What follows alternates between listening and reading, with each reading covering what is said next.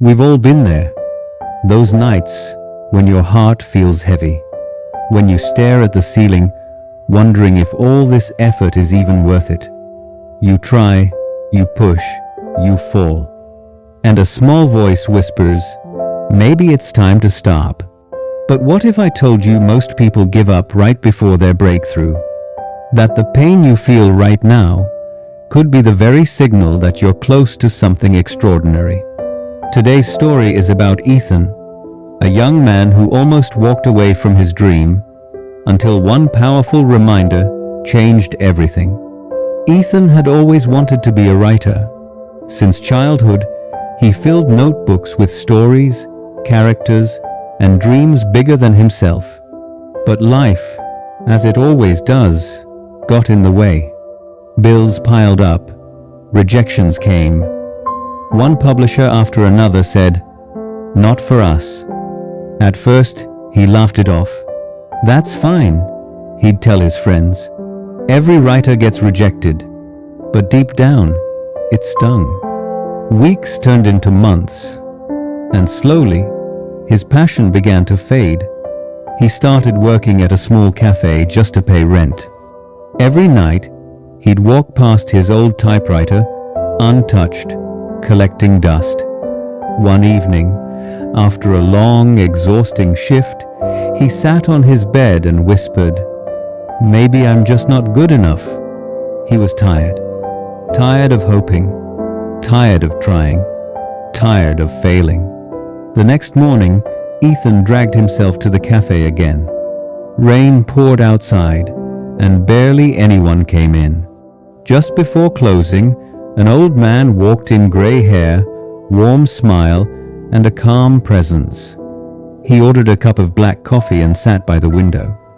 Ethan noticed something unusual. The man pulled out a worn leather notebook, filled with scribbles, sketches, and lines of poetry. "Are you a writer?" Ethan asked hesitantly. The man smiled. "I try to be, though I think writing is less about words and more about remembering." "Remembering what?" Ethan asked. The man took a sip of coffee and replied softly, "Why you started." The man leaned back, eyes distant but kind.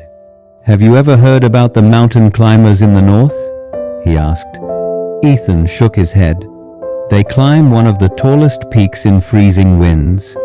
Most of them stop halfway, not because they're weak, but because they can't see the top anymore. The fog hides it." He paused. "But the few who make it, they keep going because they remember what's beyond that fog. They don't climb for the view. They climb because they promised themselves they would reach it." Ethan sat quietly, the words sinking in. The man continued, "When I was younger, I wrote a book. It took me 10 years to finish. Everyone told me to quit. And honestly, I almost did. But then I asked myself one question: why did I start? And I remembered, I didn't start for fame. I didn't start for approval. I started because writing made me feel alive." He smiled again and stood up to leave. Before walking out, he placed his hand on Ethan's shoulder and said, "When you forget your why, the journey always feels heavier. But when you remember it, even the hardest road feels lighter." That night, Ethan couldn't sleep. The man's words echoed in his mind. "Remember why you started."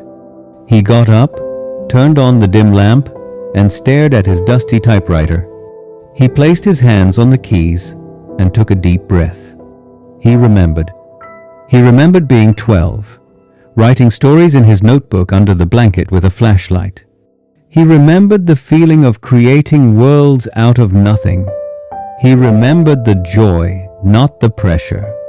So, he began to type, not for publishers, not for approval, but for himself.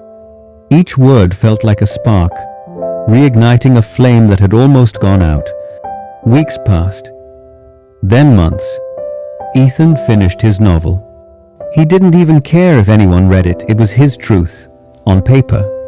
But something beautiful happened. He posted a few chapters online, just for fun. Within days, messages began flooding in. Your story made me cry. I needed this today. Thank you for not giving up. And that's when he realized the world had been waiting for the story he almost never told. One evening, as Ethan walked home, he looked up at the sky, the same sky he'd once stared at in defeat.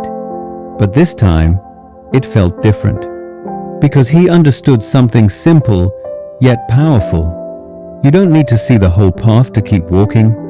You just need to remember why you started. So, if you ever feel like giving up, pause. Don't quit yet. Close your eyes and ask yourself, why did I begin?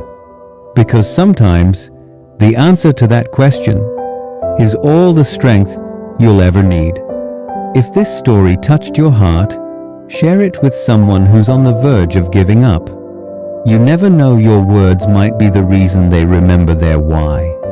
When you feel lost or tired, go back to your purpose. Your why is the compass that guides you through every storm.